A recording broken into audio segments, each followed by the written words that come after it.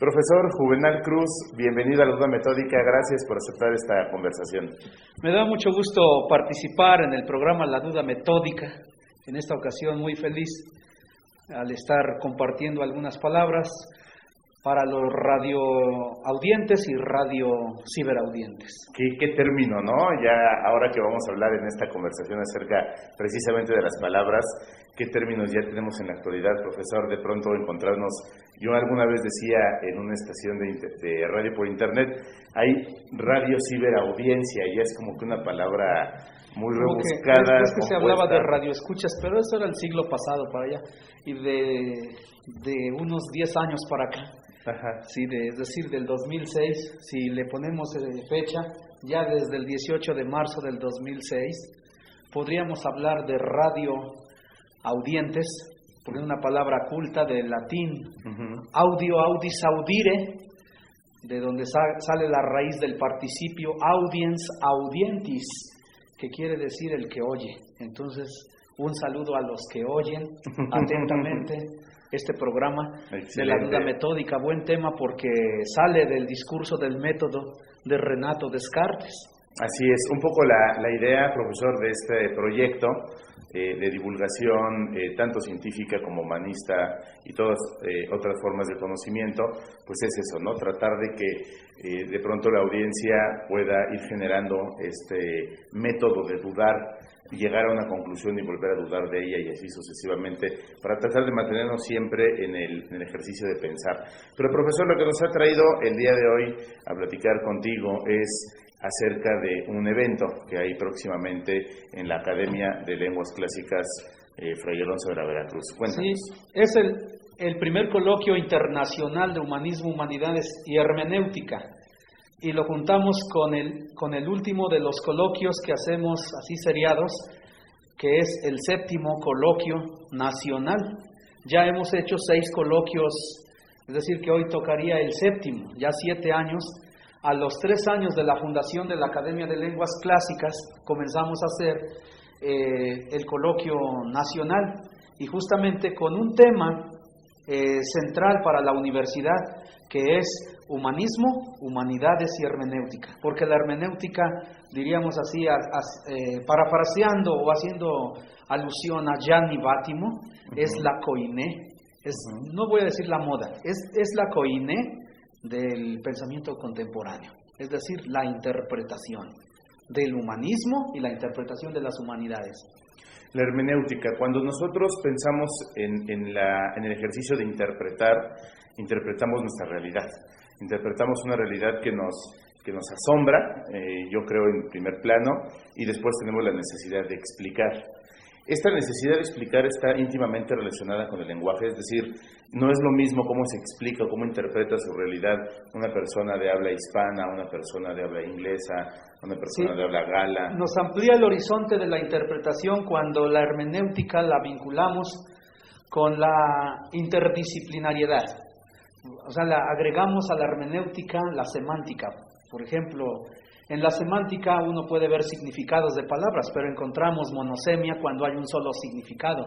Polisemia, encuentras palabras, sobre todo aquí que estudiamos griego, en la Academia de Lenguas Clásicas, Fray Alonso de la Veracruz, estudiamos griego, latín, hebreo, náhuatl, sánscrito, español y literatura. Encontramos palabras que tienen 50 significados en español, 20, 30, 10, o hasta los vocabularios que tienen un solo significado. Y de allí, si vinculamos con la polisemia, con la metáfora, con la metonimia, con la antonimia, con la sinonimia y con muchas otras que terminan en onimia, es decir, de palabra, porque la palabra ónoma significa nombre. Claro. De donde está tomada la palabra, por ejemplo, metonimia o sinonimia, antonimia, etcétera. Entonces la hermenéutica, sin olvidar su objeto, entonces hay multiplicidad de interpretaciones. Si el objeto es el texto, pues entonces hay que interpretar textos, pero de distinta índole, textos escritos, textos hablados, o como Ricoeur, a las acciones. Paul Ricoeur habla de de acciones significativas, o Gadamer, que habla de textos o de diálogo, ¿no? Gadamer habla de diálogo, en ese librote que pesa muchos kilos, ¿cómo se llama?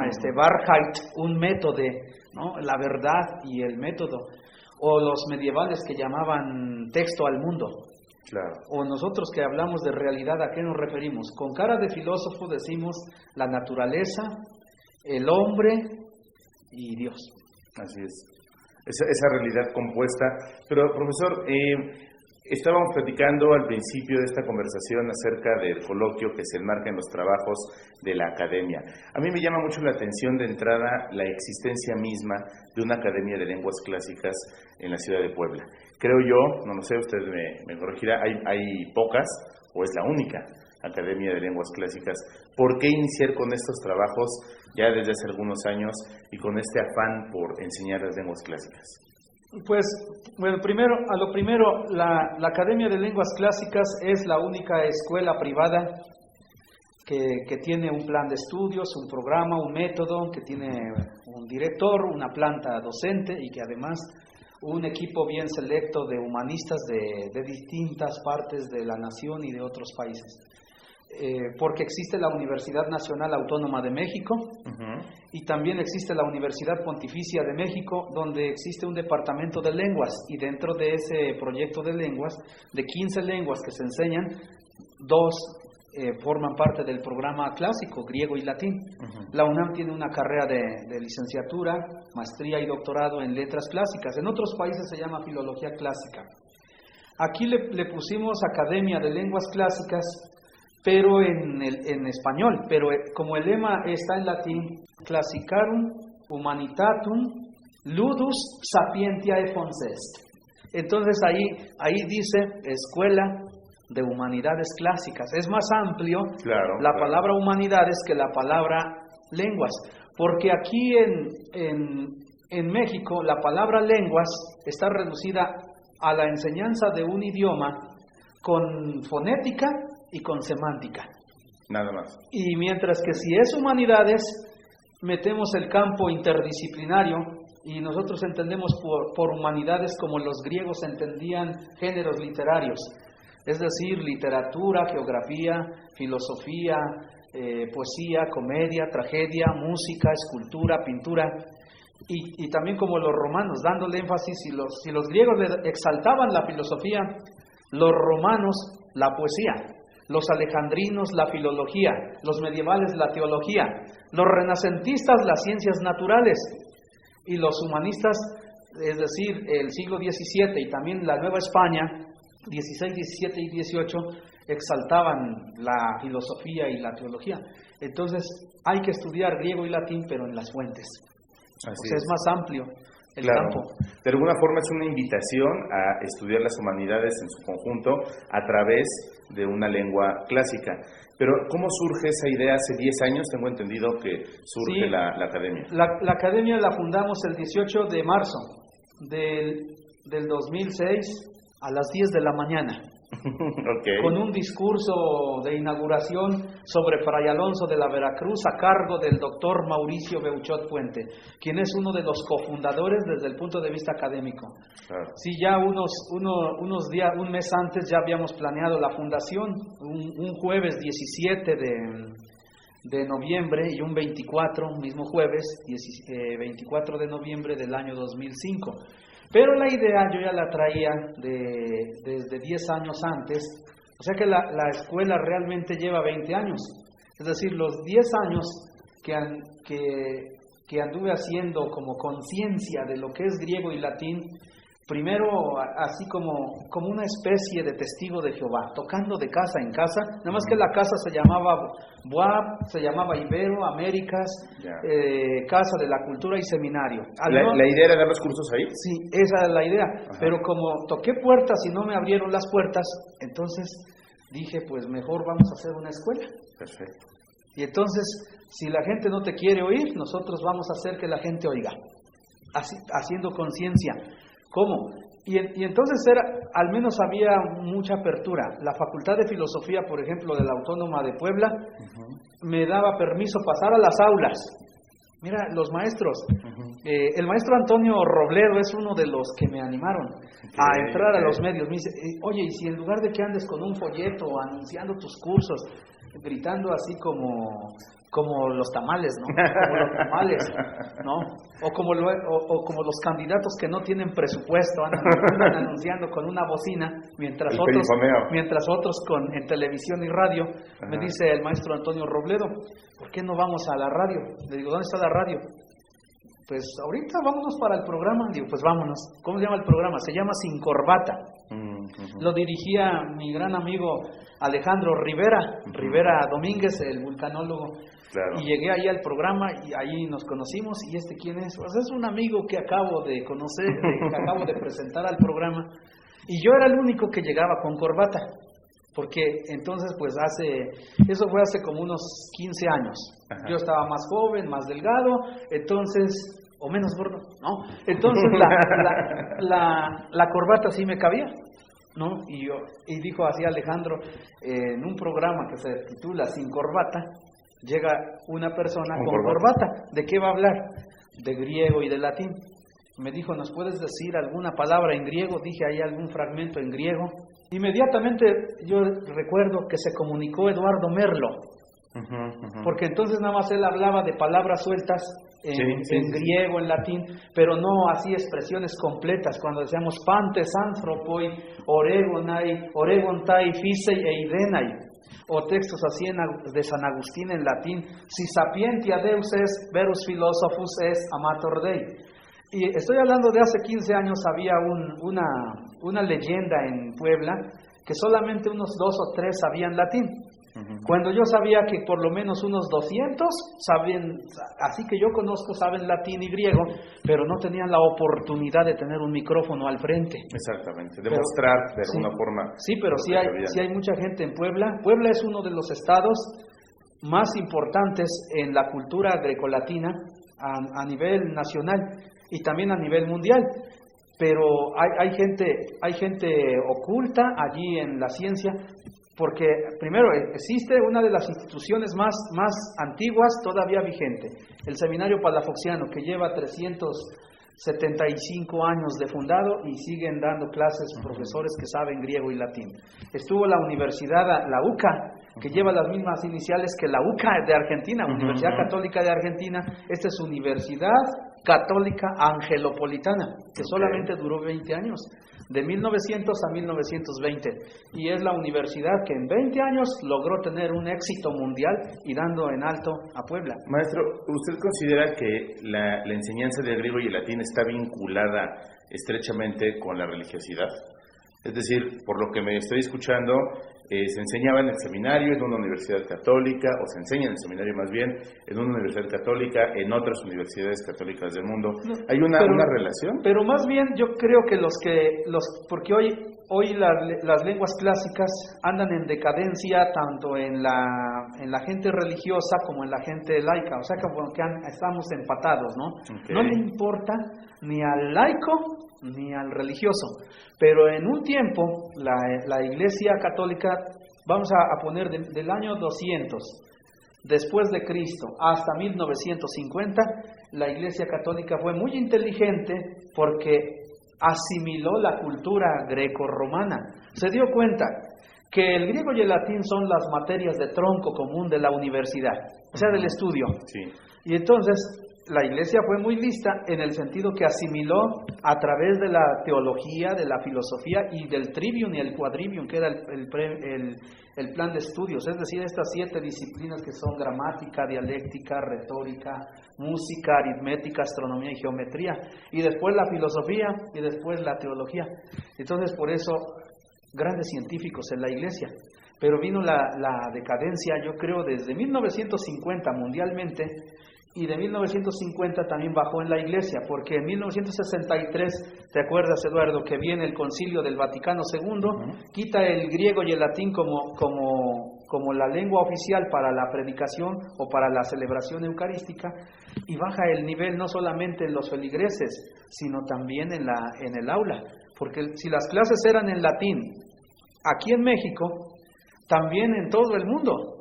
Entonces, al ya no existir el latín, ya no hay muchas habilidades para pensar, porque el latín es como estudiar matemáticas, pero con palabras. Es decir, de alguna forma el latín nos ayuda a pensar. Y a través del latín tú puedes leer historia, geografía, filosofía, metafísica, química, física, matemática, astronomía, e incluso hasta cosas de costumbres, ¿no? Tú encuentras inscripciones desde religiosas hasta inscripciones tenebrosas o inscripciones de desvianismo de la sexualidad, ¿sí? Yo he visto investigadores que les interesa, por ejemplo, hay más de 2,000 inscripciones que están circulando en las redes sociales de homosexualidad. Por ejemplo, tú ves inscripciones de la época imperial, donde dice la inscripción, Ecce felicitas tibi, he aquí tu felicidad. Y entonces arriba de la inscripción está una pintura de un pene, por ejemplo. Pero encontramos también inscripciones, por ejemplo, aquí en Puebla, la inscripción que representa la fundación de armas de la ciudad de Puebla. Angelis suis Deus mandavi, de teut custodian te, in omnibus vis tuis. Dios mandó a sus ángeles alrededor de ti para que te cuiden en todos tus caminos. Y ya si tú le metes historia, claro, comienzas a investigar, oye, este lema está muy bonito, ¿quién lo escribió? Entonces, los historiadores más serios de Puebla, entre ellos el doctor Justino Cortés Castellanos, tiene más formación que Hugo Laik y que muchos que hablan de Puebla. Dice, este lema es de Carlos V. Y alude a la fundación que fue el 16 de abril del año 1531. Y esto lo redactó en un libro que solo una parte se va a publicar aquí en la Autónoma de Puebla. Ya está en proceso este proyecto que se llama Barrios Antiguos de la Fundación de Puebla. Pues es un trabajo interdisciplinario, pero uno puede ver desde paleografía allí. Recuerdo cuando este documento se tradujo, cuando era el presidente municipal, el señor Paredes, ¿no?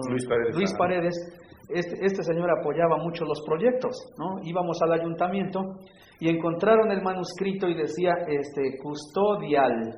Decía alguien, no, esta letra es L, y se supone que ahí había paleógrafos. Y entonces, si el paleógrafo no sabe latín, va a estar incompleto, claro, su trabajo, porque no va a saber que no hay una desinencia verbal que sea NL. Sí, aunque se parezca, y así con seguridad, es L. Y nosotros los que estudiábamos latín, no, que allí como los necios, no, es L, Bueno, a ver, vamos a ver si existe custodial, no existe. Entonces, pero sí existe custodian, NT, entonces ahí el trabajo de paleografía, claro, de latinidad, pero también ahí estaba el escultor Ernesto Vega Álvarez, que hizo la iconografía, y entonces da la explicación. Dice entonces, y hasta allí el doctor Justino Cortés sacó una cosa muy chistosa, ¿no? Que se adelanta a los proyectos de los nuevos políticos que andan interesados, por ejemplo, en la edificación del periférico. Dice el padre Justino, aquí en 1531 está la primera alusión del periférico de la ciudad. Los ángeles andan dando vuelta alrededor de la catedral y son los custodios de cada uno de los ciudadanos. ¿Cuál es la importancia de la enseñanza del latín y del griego en la educación? Desde la educación básica, desde la primaria o tal vez desde antes, hasta la formación profesional. La lengua latina la vinculamos con la educación básica, primaria y secundaria, concretamente con la materia de español, donde en español yo veo aproximadamente 18 materias que debe conocer el maestro de español. Cuando los niños de primero a sexto año están viendo adverbios, conjunciones, preposiciones, eso en las grandes ligas de la filología o de las letras se llama morfología. Están viendo de momento sujeto, predicado, complemento indirecto, circunstancial, se llama sintaxis. Cuando estamos viendo si son sílabas largas, breves, pues se llama prosodia. Si estamos viendo pronunciación fonética. Ahora, luego están viendo enunciados, ¿no? Dice, estamos viendo enunciados. Pues puede ser en el periodo, ¿sí? Se puede estudiar en la sintagmatología, está larga la palabra, sintagmatología, pero también se puede estudiar metáfora, o estamos viendo significados de palabras, sinónimos, antónimos, metáforas, metonimias, eso se llama semántica. O también, si agarramos en un texto y tenemos una palabra que no sabemos si se refiere a 2 o 3 significados, entonces acudimos a la pragmática. La pragmática ya se usa en semántica, en semiótica, en hermenéutica, en lingüística, en filosofía. O también usamos la lógica, también a la hora de ir estudiando español, vamos viendo lógica. O luego no sabemos cómo llamarle. Mira, en la primaria le llamamos oración, ¿no? No, enunciado, ni siquiera oración. Enunciado. Sí. Ya oración tal vez en lingüística y literatura hispánica. Pero cuando hablamos de unidad sintáctica, a veces los mismos de lingüística y literatura hispánica dicen, oye, ¿de qué estás hablando? Cuando hablas de unidad sintáctica, se oye muy hermoso. Y también, en lugar de hablar de funciones gramaticales como el funcionalismo o estructuras gramaticales como el estructuralismo, hablamos de sintagmas. O sea, allí en la primaria necesitamos maestros bien preparados. Y yo creo que estudiando griego y estudiando latín, recuperamos, si nosotros tenemos el 30% o tal vez menos de lo que debemos saber a nivel mundial en la educación básica, con el griego y el latín elevamos, si no el doble, por lo menos elevamos el 20% más, porque el latín y el griego recuperan 4 cosas concretas que sabía el estudiante de la educación básica de Grecia, de Roma, de la Edad Media, del Renacimiento y de la Nueva España, donde a lo mejor estudiaba menos gente más selecta, pero tenían un nivel de conocimiento mucho más alto. ¿Y por qué se quitó, maestro? ¿Por qué de la escuela se quitó la enseñanza de las lenguas clásicas? ¿Qué pasó históricamente para que se abandonara? Y, por ejemplo, en México, pues se enseña mucho más inglés o francés, en Puebla a lo mejor alemán, con la venida de las empresas. ¿Por qué se quitan las lenguas clásicas? Yo estoy más a favor de que la cuestión es política. ¿Sí? Por ejemplo, allí una pugna entre Iglesia y Estado. ¿Sí? Disputaron la Iglesia y el Estado y finalmente perdió el ciudadano. ¿Sí? Como siempre. Sí, se disputan los partidos políticos y el que pierde es el ciudadano. O sea, de esto, y después, al quitar del plan de estudios griego y latín, la formación tanto básica como nivel medio y universitario se va empobreciendo, y si llega a ser el jefe, vamos a decir el diputado, el gobernador, el presidente, el párroco, el arzobispo, una persona que no tiene estudios de esto, no va a tener visión, claro, sí. No va a tener visión, tal vez visiones, pero visión no, una visión sinóptica de la cultura. Pero imagínate, vamos a soñar como un mundo feliz de Huxley, ¿no? Un libro de estos. Vamos a soñar que un egresado de la academia que está desde los 7 años y llega a los 30 años de edad, que tiene una licenciatura en Derecho, o una maestría o un doctorado, pero tiene el conocimiento del griego y del latín, no va a poner a cualquier persona de secretario de Educación Pública. Por supuesto. ¿Sí? Yo mismo a veces de broma, ¿no? En un programa de radio, dije por las quejas que decía una madre de familia de sus hijos. Estábamos en un programa de radio, 4 personas, y se quejaba de muchas cosas de la educación básica. Y yo dije, cuando sea secretario de Educación Pública, voy a poner a todos los maestros a estudiar estas 4 cosas que requiere saber el maestro. El conocimiento de la gramática, porque da la facilidad y la claridad de la lengua. La estilística, porque la estilística nos enseña a escribir correcta y elegantemente.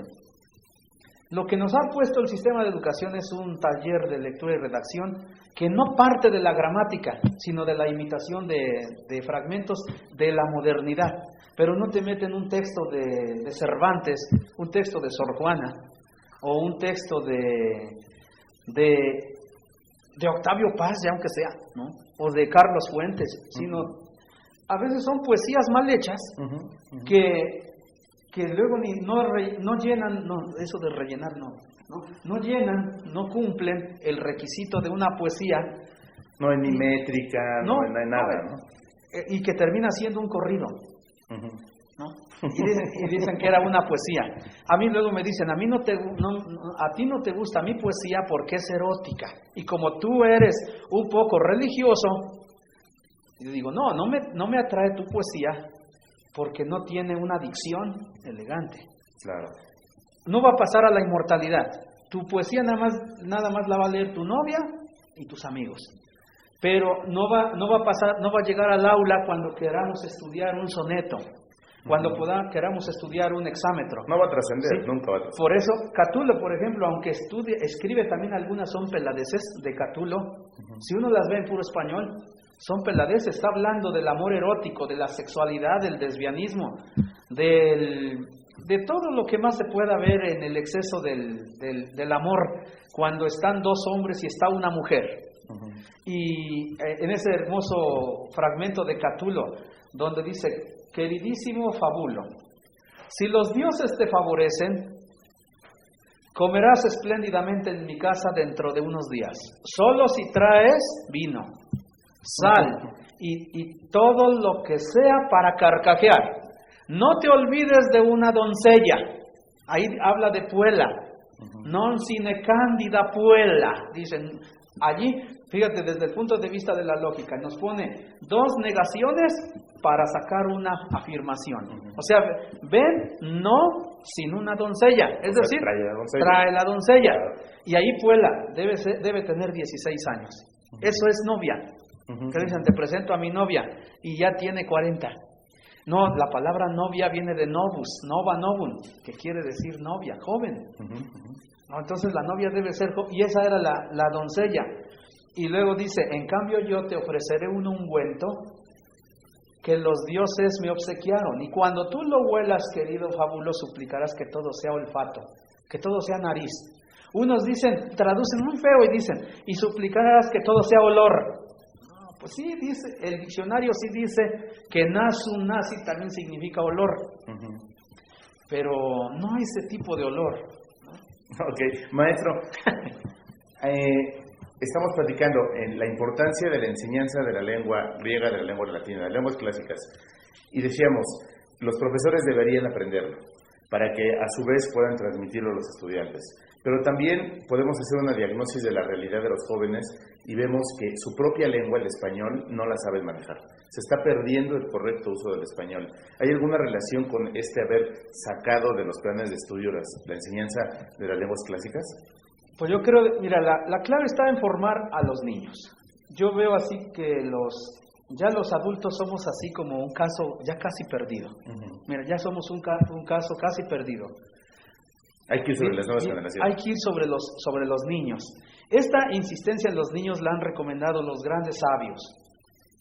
Por ejemplo, pensamos en Jesús de Nazaret, como dice, dejen que los niños se acerquen a mí. No se los impidan. Y los niños aprenden bien. Luego viene gente adulta de 60 años. Vengo a estudiar griego y latín para enseñarle a mis nietos. Digo, no, mire señora, con todo el respeto, mejor mande a sus nietos. Yo tengo un seminario los viernes que se llama Seminario de Etimologías Grecolatinas del Español para Niños. Son hasta ahora 11 niños. Y yo les enseño un pensamiento, les digo, ahí les va este pensamiento. Quis amat valeat, pereat quinesci damare, vis tanto pereat quis amare vetat. Lo escribimos, primero lo oyen, lo escribimos. Ahí acudo al recurso antiquísimo de la enseñanza, la memoria.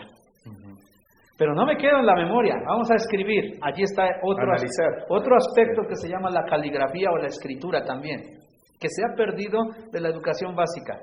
Sí. Si el maestro tiene escritura así despectivamente de doctor, dicen despectivamente, porque un médico también de la época clásica tenía excelente escritura. Maestro, pero hay escuelas donde les piden medios ya electrónicos para tomar la clase a los niños. O sea, el niño ya no va con sus libretas. Empobrece incluso la habilidad de pensar, porque al escribir, al estar escribiendo, dicen los niños... Llegan nada más a digitar en la computadora. Sí, ya no se puede. Pero después a escribir, después a analizar, a relacionar, porque dicen, oiga maestro, ¿por qué entonces el verbo está al final? O a veces al principio. a veces en medio, o el sujeto a veces al final, como una ocasión escuché en la micro, ¿no? en el sistema público de transporte. Iba la maestra de inglés con sus alumnos, oiga, Miss, que está de moda decir Miss. También otro problema, ¿no? Sí. Los anglicismos. Sí, luego se ponen nerviosos los alumnos que a veces hasta nosotros nos dicen, oiga, Miss.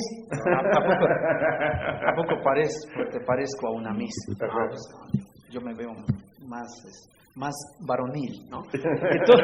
Entonces le preguntaban, oiga, Miss, ¿por qué las palabras en inglés, unas van al final, unas van en medio y unas van al principio? Y la respuesta de la Miss, de la maestra de inglés y de la universidad, de la carrera de lenguas, dice, es que el inglés así es. Nada más la cosa, chicos, nada más está en llevar la cabeza adelante, en medio y atrás. Yo me imaginaba, adelante, en medio y atrás, ¿no? Como si fueras un chofer, ¿no? Un conductor que va viendo el futuro, que va en el presente y que va viendo el pasado. Digo, pues es igual a un historiador, ¿no? Entonces un historiador va en el presente, claro, va en el espejo, va viendo el pasado, pero también tiene que proyectar hacia dónde va. Y entonces, yo siempre pongo el ejemplo de un señor gordo que pesa 200 kilos y el niño pregunta, oye papá, ¿por qué? Oye papá, ¿por qué ese señor es gordo? Y que el papá dijera, porque así es. Entonces hay una causa, ¿no? De por qué es gordo, por qué es alto. Pero es el abandono del estudio de la causalidad. Y se está estudiando la lengua, llegaste al punto, Eduardo. Estudiar una lengua por efecto. Así es. Estudiar una materia, una carrera por efecto, nada más por resultado. Y se olvidó la evolución. Y la evolución de una lengua, y al olvidar la evolución, se olvidó la causalidad, pero al mismo tiempo la diacronía de la lengua y la sincronía de la lengua. Cómo una lengua va evolucionando a través del tiempo y el espacio, pero al mismo tiempo con la sincronía. Síncronos en griego, con, y cronos tiempo. Claro. Al mismo tiempo evolucionó en todas las lenguas romances. Es lo mismo que pasa, por ejemplo, en la biología. En la biología podemos ver un ecosistema como una foto instantánea, como es ahorita, y decir, pues es así porque así es. Pero podemos preguntarnos por la historia de ese ecosistema, de ese lugar, y lo que ha pasado ahí en el tiempo, y cómo la vida ha cambiado en el tiempo y va a seguir cambiando. Pues creo que la lengua es un ser vivo. Sí, es un ser vivo, la lengua. Hay un escultor que se llama Ernesto Vega, quien hizo uno de los bajos relieves que tenemos en la Academia de Lenguas Clásicas sobre las lenguas indoeuropeas, y le pone a su pintura o escultura orgánica. ¿Cómo se llama tu arte? Orgánico analógico.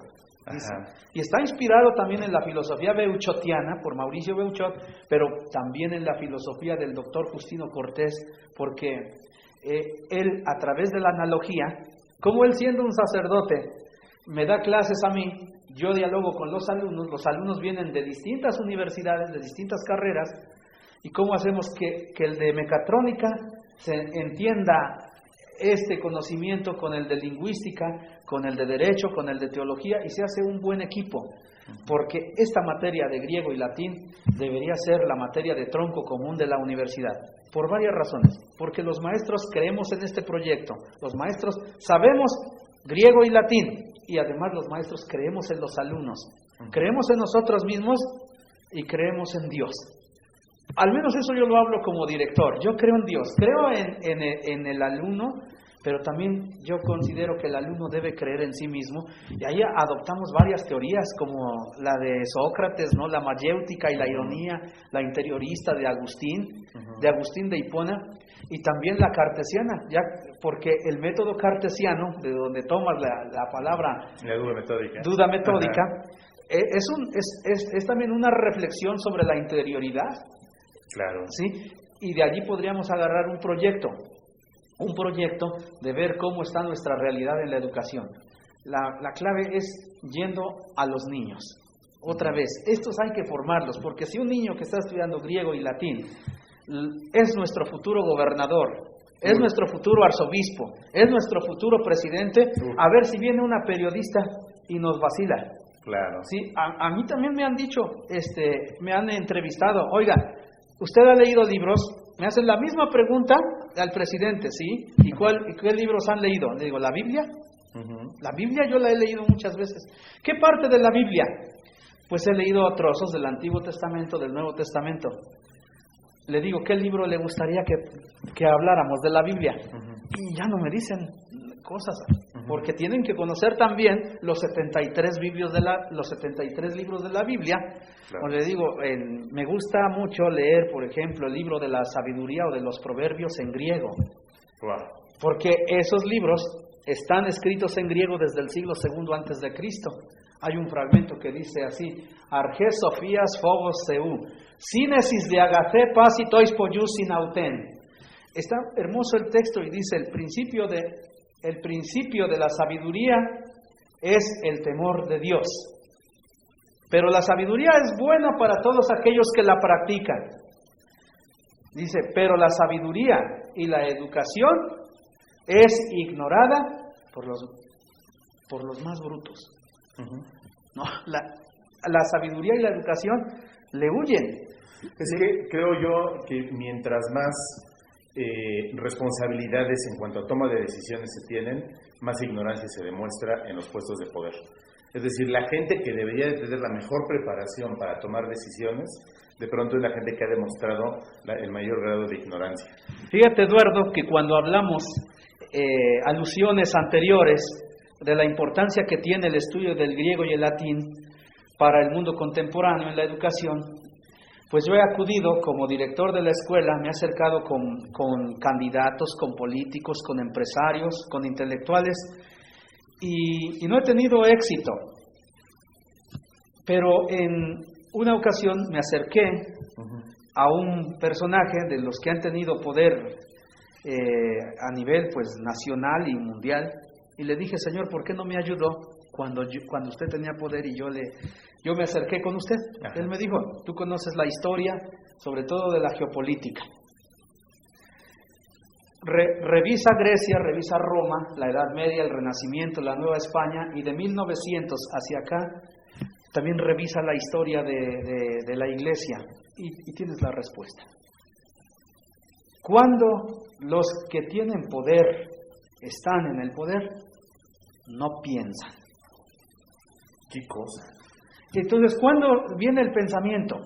Cuando ya no tienes poder, y entonces te comienzas a preguntar, a ver hacia atrás, a reflexionar. ¿sí? Todo lo que pudiste haber hecho, y no lo haces.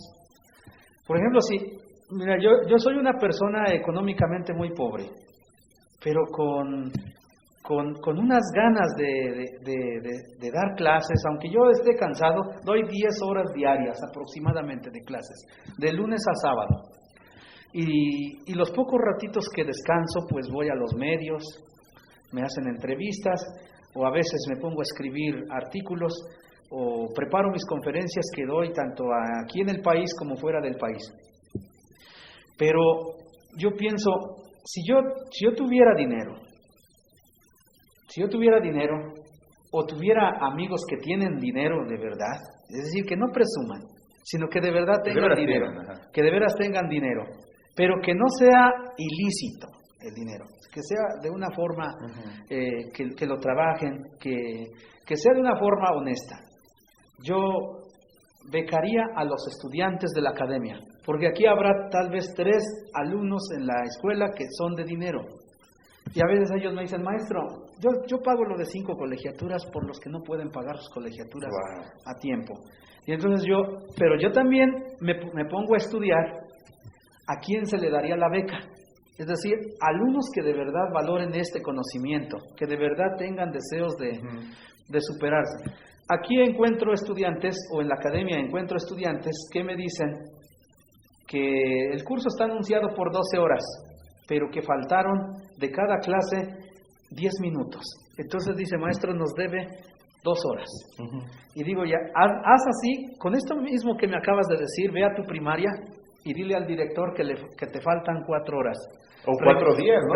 Regresa a la facultad de filosofía o de derecho y di que te faltaron 30 horas de esta semana. a ver qué sientes. Digo, qué bueno, mira, hay dos formas. ¿Quieres que te demos una asesoría o de tu economía quieres que te devolvamos el dinero? Y terminé diciéndole a aquel alumno, mira, tú pagaste 500 pesos por mes.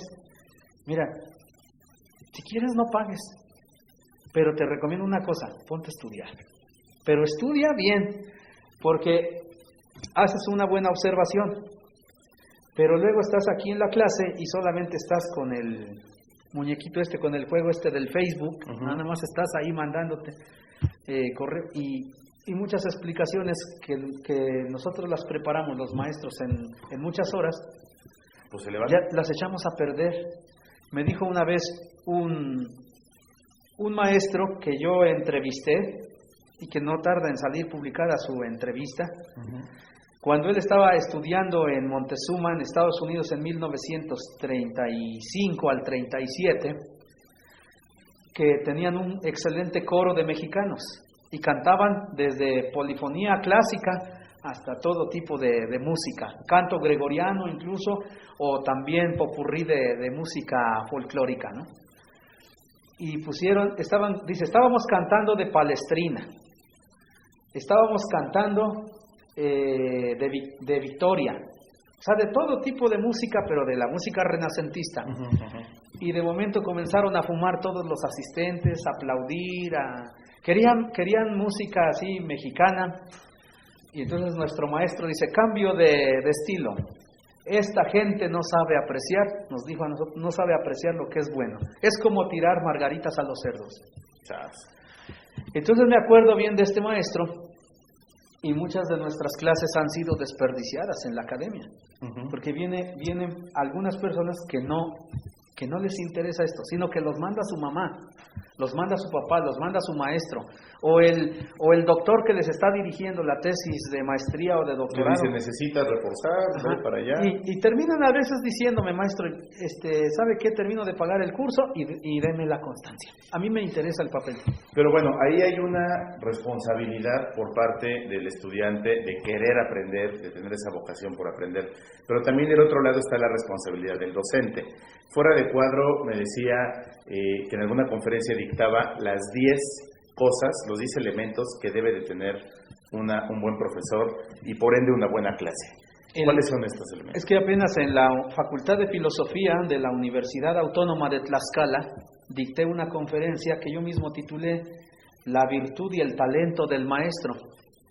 Y es una reflexión, una conferencia que la vine redactando por partes, todavía no la acabo, pero ya dicté gran parte de la conferencia, como unos 10 años tardé redactando esa conferencia, como unas 20 cuartillas, a través de los casos gramaticales de la lengua indoeuropea y de las lenguas clásicas, con el nominativo, cuando el maestro les habla por su nombre a los alumnos, hay más cercanía. El genitivo, porque estudia el origen, hay que ir a la fuente, a la raíz, etcétera. Así fuimos dativo, acusativo, vocativo, ablativo. Y allí llegué a las 10 características más importantes que debe tener un maestro. O sea que ahí es la deontología del docente. Claro. Por si al maestro se le olvidó su vocación, la deontología te lo recuerda cada rato. Un maestro, pero es en realidad lo que el alumno espera de su maestro. Es decir, conocimiento. Pero un alumno con vocación de aprender. Sí, un alumno, es decir, que tiene deseos de aprender, le dice a Dios o le dice a su papá o a su mamá o a su novia o a su novio, yo quisiera tener un maestro que tenga conocimiento, que sepa de la materia que nos está impartiendo. Porque da ontología y estudió economía. O si estudió economía y no sabe ontología, peor, ¿no? Entonces, interdisciplinariedad. Que la Secretaría de Educación Pública habla de vinculación de la materia con todo el currículum. Transversalidad, modelo de competencia. Pero cuando a veces vamos a esos cursos donde nos mandan las direcciones de escuelas y nos dicen, maestros, no se metan con la materia del otro. La contradicción. Entonces, interdisciplinariedad o nada más la pura materia que damos. Pero también hay que tener experiencia. La experiencia, un buen maestro, me dijo un maestro mío, el doctor Guillermo Hernández, se hace en 5 años.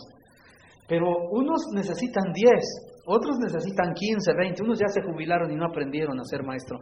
Es decir, no conectaron conocimiento, interdisciplinariedad y luego ¿cómo dije? La última característica, la experiencia.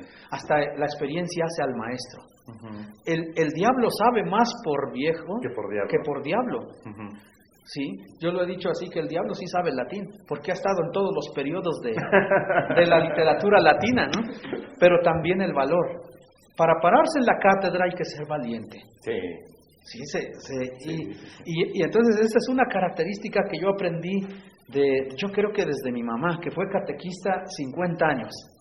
Que sin conocimientos mi mamá se paraba enfrente, les hablaba a los párrocos, al candidato, le decía al candidato del pueblo, de donde yo soy, de Tlachichuca, ya de 1976, señor presidente, señor candidato a presidente, nos hace falta aquí en la iglesia gises, nada más pedía gises, borradores y un pizarrón, aunque sea de cemento. Y el candidato, señora, va a tener su pizarrón. Y aquel presidente es de los pocos que yo oí que cumplió al menos en eso, le fue a poner su pizarrón, sus gises, ¿no? de esa época. Y además dice, vamos a poner cosas para la escuela, vamos a poner cosas para la juventud. Entonces, cancha para básquetbol, voleibol, fútbol, béisbol, entonces... El valor yo lo aprendí desde allá con mi mamá, con mi papá, que me dice, órale, móntate al caballo. O cuando vamos al campo, vamos a meter estas 2 sémilas que son flojitas y vamos a meterlas en medio de 2 grandes. Y así tienen que jalar. Entonces yo meto uno de economía con uno de mecatrónica, con uno de lingüística o de filosofía. Y tienen que jalar, ¿no? Como aquellas mulitas, ¿no? Que les costaba trabajo, pero los metemos con 2 fuertes y ya jalan. Pero también una de las características que espera el alumno del maestro es que tenga vocación, que tenga talento, que tenga virtud y sobre todo que tenga amor. Y si tiene amor, le da sentido a todo esto.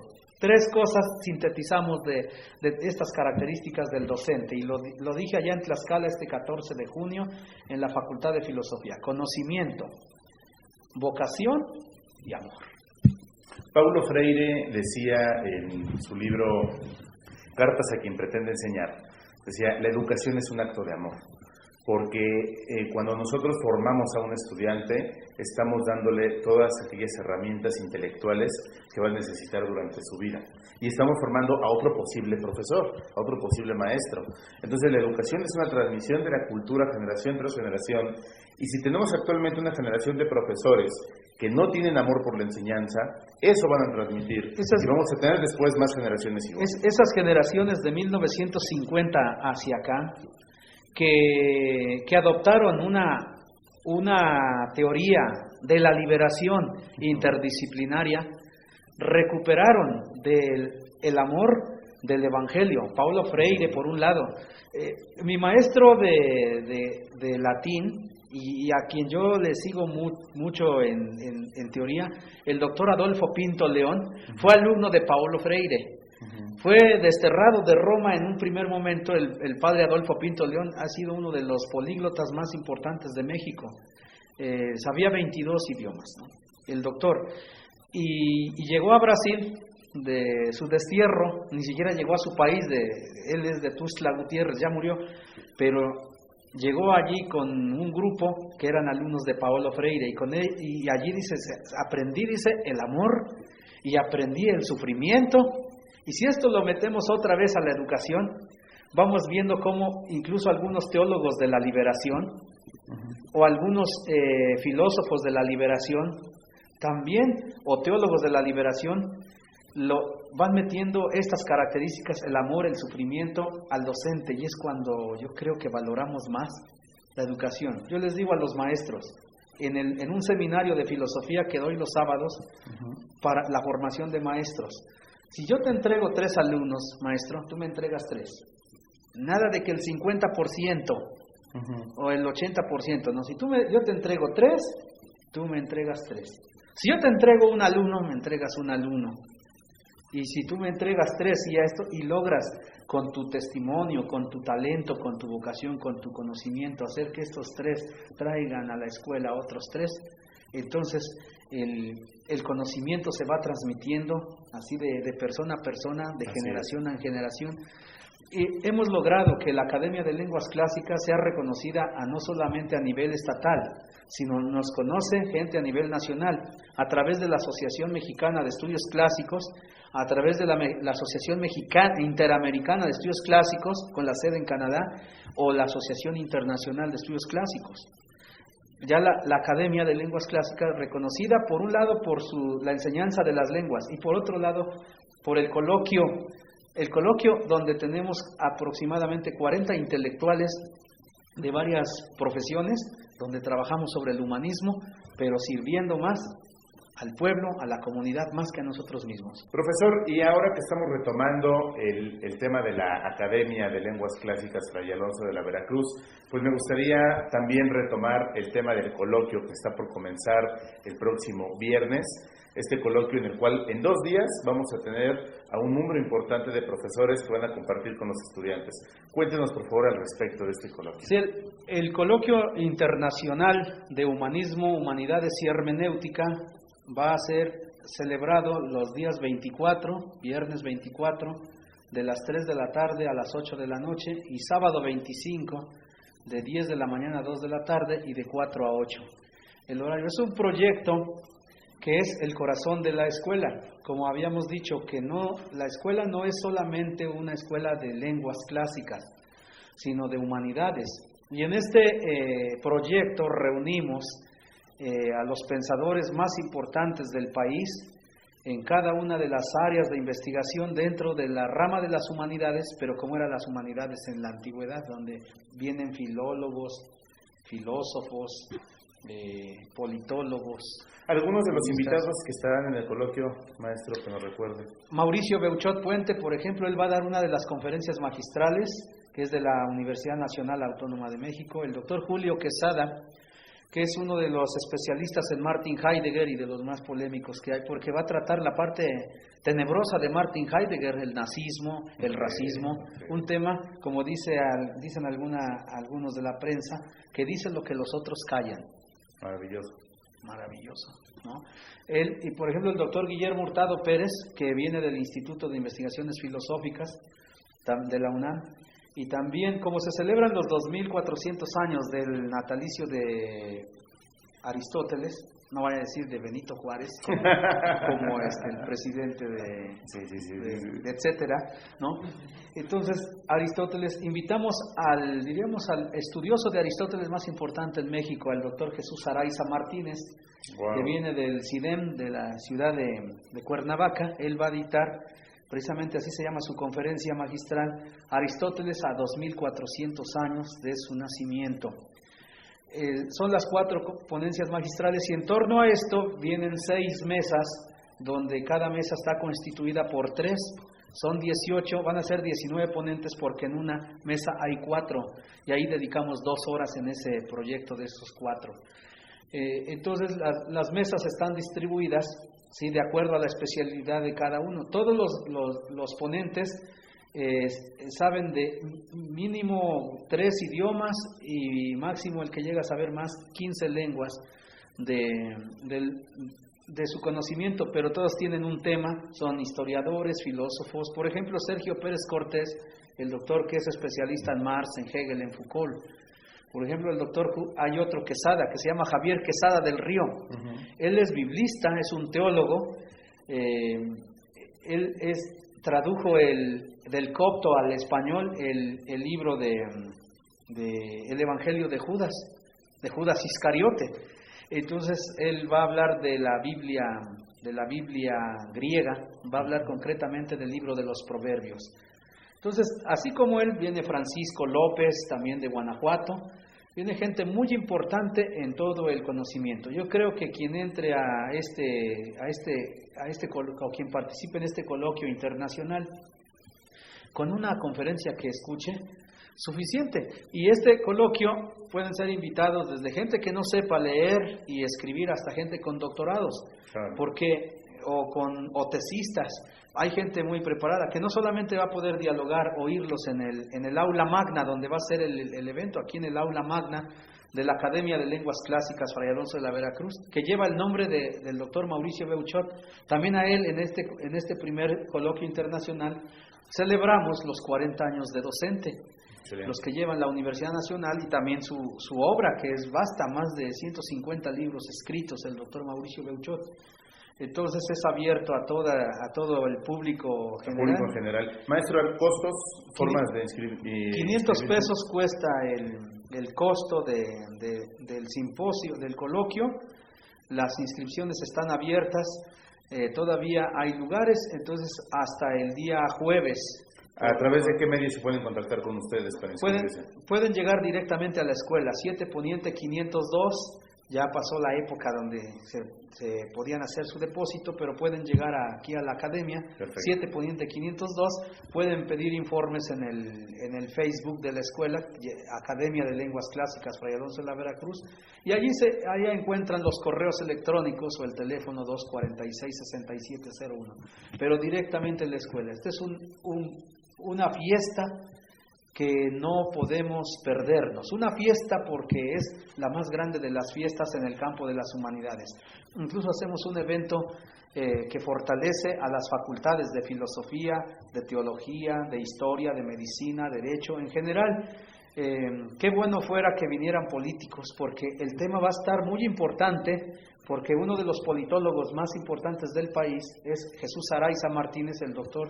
Él se doctoró en Tubinga, en filosofía antigua, en letras clásicas, en la UNAM, y hizo la licenciatura en ciencias políticas en la misma Universidad Nacional. Muy bien, pues queda hecha la invitación, profesor, amigos de la Duda Metódica, para que participen en este coloquio por el 10º aniversario de la fundación de la Academia de Lenguas Clásicas Fray Alonso de la Veracruz, en homenaje al doctor Mauricio Beuchot. Profesor, muchísimas gracias por esta conversación. Muchas gracias, Eduardo, y un saludo cariñoso a todos los amigos del programa Radio Ciber Audientes o Radio Audientes, y todos los amigos que nos encontramos en las redes sociales. Muchas gracias. Perfecto. Gracias, y gracias a ustedes por el favor de su atención. Sigamos dudando juntos.